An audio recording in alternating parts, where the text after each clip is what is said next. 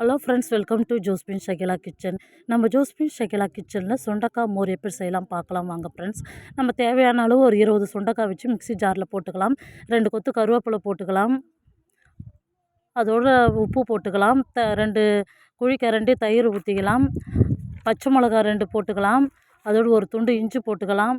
போட்டு நல்லா ஃபைன் பேஸ்ட்டாக அரைச்சி தண்ணி ஊற்றி வடிகட்டி குடிச்சிட்டு காலையிலே நாங்கள் குடிச்சிட்டோம் ஃப்ரெண்ட்ஸ், நானும் எங்கள் வீட்டுக்காரம் குடிச்சிட்டு அதோடு சுட சுட ஆவி பறக்காய் சாதம், கத்திரிக்காய் காரக்குழம்பு, முட்டை போட்டு இட்லி வேர்க்கடலை சட்னி குடிச்சிட்டு நாங்களும் ஏரி வேலைக்கு சாப்பாடு செய்துக்கணும் வந்துட்டோம் ஃப்ரெண்ட்ஸ். நம்ம சேனல் பிடிச்சிருந்தா லைக் பண்ணுங்கள், ஷேர் பண்ணுங்கள், கமெண்ட் பண்ணுங்கள் ஃப்ரெண்ட்ஸ். ஓகே, பாய்.